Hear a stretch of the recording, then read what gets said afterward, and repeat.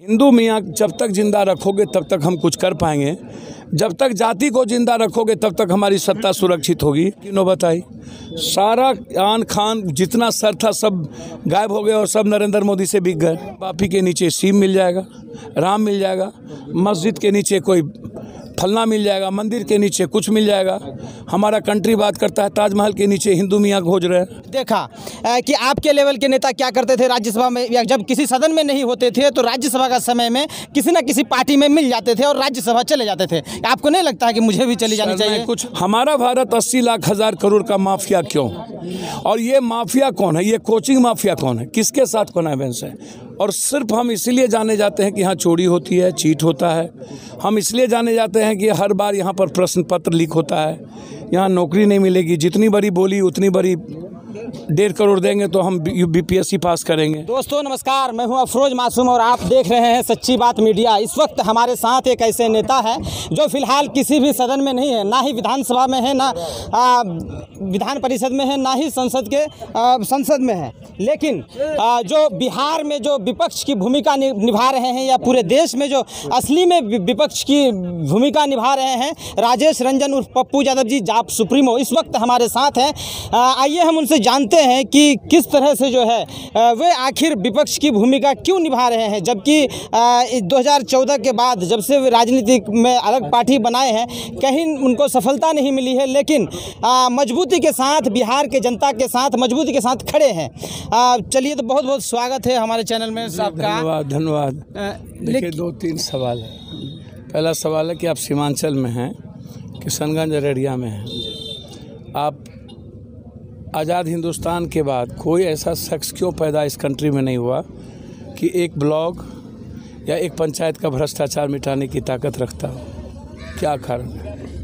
इसका मतलब यह देश बहुत मजबूत और अच्छे लोगों को और बदलने की ताकत रखने वाले लोग नहीं हैं। दूसरी चीज़, हम गरीबी पर बहस क्यों नहीं करते, हम रोज़गार पर बात क्यों नहीं करते हैं? हम जब टैक्स लेते हैं कॉमन आदमी से तो फिर हेल्थ और एजुकेशन को फ्री करने की बात क्यों नहीं करते हैं? हम कॉमन और कंपलसरी एजुकेशन क्यों नहीं करते हैं? हम क्वालिटी और क्वांटिटी बेस्ड एजुकेशन की बात क्यों नहीं करते हैं? राष्ट्रपति पीएम का बेटा जिस स्कूल, जिस एजुकेशन, जिस तरीके का क्वांटिटी और क्वालिटी बेस्ड एजुकेशन लेता है, वो सबसे कमज़ोर और गरीब के बच्चे उस क्वालिटी और क्वांटिटी के क्या अधिकारी नहीं हैं? जो हेल्थ, जो किडनी का ट्रांसप्लांट मेदांता और दिल्ली का एम्स करेगा, क्या पीएम और सीएम का बेटा का किडनी का ट्रांसप्लांट मेदांता में होगी? और आम और कमज़ोर तबके का जो गरीब का किडनी का ट्रांसप्लांट क्या सिर्फ आयुष के लिए तैयार है? क्या आप गांव के और किशनगंज अररिया के ऐसे अस्पतालों के लिए मोहताज हो जहां पर मौत के अलावा कुछ ना मिलता हो? आज़ाद हिंदुस्तान के बाद हम आदमी को भगवान क्यों नहीं माने, आदमी के लिए जीना क्यों नहीं सीखे? हम हिंदू मुसलमान, बैकवर्ड फॉरवर्ड, यह भारत मंगल की बात करता था, चांद की बात करता था। 87 में नवोदय विद्यालय राजीव गांधी बिहार में कितने नवोदय खुले? कस्तूरबा गांधी कितनी खुली पंचायत में? केंद्रीय विश्वविद्यालय के लिए, सेंट्रल स्कूल के लिए कितना ज़मीन मिला? कितना जिला स्कूल बना? 6800 स्कूल नहीं है मिडिल स्कूल, 4700 हाई स्कूल नहीं है। टीचर मात्र 32% और जो टीचर पंचायत में बहाल हुई वो टीचर क्वालिटी और क्वांटिटी के आधार पर तो बहाल। जब आप टीचर की बात कर रहे हैं तो बिहार का 11 साल का एक बच्चा नालंदा से, सोनू, डायरेक्ट मुख्यमंत्री के सामने में शिक्षा पर सवाल उठाते हैं और उन्हीं पर जो है वे पहुंचते हैं। सत्ता पक्ष के नेता पूर्व उप मुख्यमंत्री सुशील कुमार मोदी जी पहुंचते हैं और बताते हैं कि 2-2 हज़ार रुपया मैट्रिक तक आपको देंगे, और आप जब पहुँचते हैं तो एक साथ जो है उनको 50,000 रुपये की राशि देते हैं और कहते हैं कि मैट्रिक तक नहीं, हम पूरी ज़िंदगी इनका खर्च उठाने को तैयार हैं। मेरी बात समझिए आप, सवाल एक सोनू का नहीं है। कल्याण बिघा बगल में 1 किलोमीटर नीतीश का गांव है। कितने कल्याण बिघा होंगे और कितना सोनू उनको दिखेगा? उसी बगल में पासवान टोली में 300 बच्चे थे जिसकी स्थिति बुरी थी, और वही सोनू उसको पढ़ा रहा था और पढ़ा करके 100 रुपया लेके अपना पेट भर रहा था। जिस स्कूल के बच्चे थे सोनू, और नीतीश कुमार जिस गांव में गए उसमें भूसा था और 2 पंखे भी नहीं थे और डेस्क बेंच भी नहीं है। कल पप्पू यादव जाने के बाद हमने पंखा दिया और डेस्क बेंच भी दी। सवाल सोनू का नहीं है, सवाल एक बार मुख्यमंत्री जी को याद होगा आपको, कृष्ण मेमोरियल हॉल में एक बच्चे कहे थे हम मुख्यमंत्री बनेंगे तो एजुकेशन कैसा होगा। सवाल सोनू का सिर्फ नहीं है, सवाल बिहार के 14.5 करोड़ में लगभग 2 करोड़ 85 लाख बच्चे जो सिर्फ साक्षरता की तैयारी में बैठे हैं। और हमारा हिंदुस्तान साक्षर भारत की बात करता है। हम हायर एजुकेशन, टेक्निकल एजुकेशन की बात हम नहीं करते। हम केरल से अपनी प्रतिस्पर्धा की बात नहीं करते हैं। 50,000 या 1 लाख रुपया देना हम तो डेली देते हैं।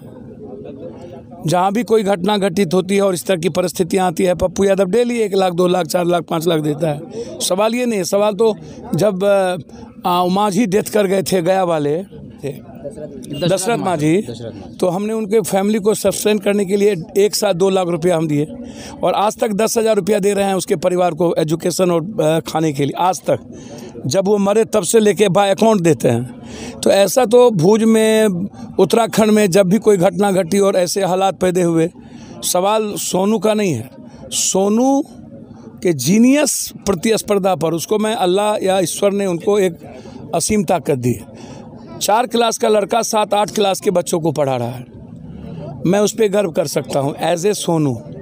लेकिन ये बिहार के लिए शर्म की बात है कि हम आज़ाद हिंदुस्तान के बाद हमने आज तक सरकारी स्कूल, सरकारी अस्पताल, हमने नवोदय, हम सेंट्रल स्कूल, हम अररिया किशनगंज में एक बेहतर तालीम के लिए हम अच्छे मदरसे की कल्पना नहीं कर पाए।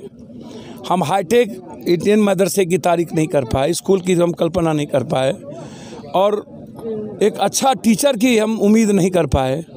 और सिर्फ हम इसलिए जाने जाते हैं कि यहाँ चोरी होती है, चीट होता है।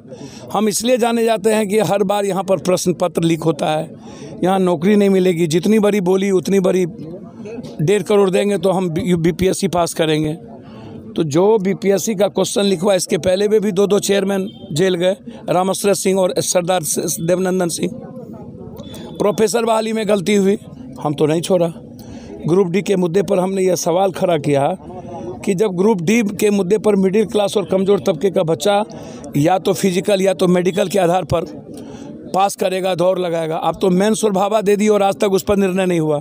मेरा बहुत क्लियर है कि क्या कारण है कि दुनिया एजुकेशन और हेल्थ के मामले में एक बार टैक्स लेने के बाद अपने देश के प्रजा के लिए फ्री एजुकेशन और फ्री समान एजुकेशन की बात करता है।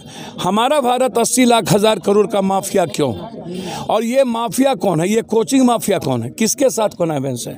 कोचिंग माफिया नेता और पदाधिकारी की मिली भगत से, दलालों की मिली भगत से सेंटर मैनेज होता है, सेंटर दिए जाते हैं, सारी चीज़ दिए जाते हैं। तो ये आप भूल जाइए। हम एक सोनू की बात नहीं करते हैं। हम अररिया, किशनगंज, सीमांचल, मिथिला में बाढ़ ने हमारी ज़िंदगी को नीलाम कर दी। गरीबी दुनिया का सबसे ज़्यादा हमारे पास है। हम रोटी के लिए तरस जाते हैं, हम हेल्थ के लिए तरस जाते हैं। हम सीमांचल आते हैं तो हिंदू मुसलमान में फंस जाते हैं। हम मिथिला कोसी जाते हैं तो हम बैकवर्ड फॉरवर्ड में फंस जाते हैं। मिथिला जाते हैं तो ब्राह्मण गैर ब्राह्मण में फंस जाते हैं। यार हम देश है, यह देश है। कोई देश बात करता है एनवायरनमेंट की, जापान बात करता है पानी की, वाटर की, हमारा देश बात करता है ज्ञान वापी के नीचे शिव मिल जाएगा, राम मिल जाएगा, मस्जिद के नीचे कोई फलना मिल जाएगा, मंदिर के नीचे कुछ मिल जाएगा। हमारा कंट्री बात करता है ताजमहल के नीचे हिंदू मियाँ खोज रहे हैं। हम बात करते हैं भूमिहार बाभन की, राजपूत की। हमारा नेता बात करता है यादव, दलित, अत्यंत पिछड़ा की। अगरा गैर अगरा काहे नहीं होता? अत्यंत अगरा क्यों नहीं होता है? पिछड़ा अत्यंत पिछड़ा क्यों? दलित महादलित क्यों? तो आप इसको समझिए कि हमारी कंट्री के लोग भी अपनी लाइफ जीना नहीं जानते और सिस्टम कोलैप्स हो गया।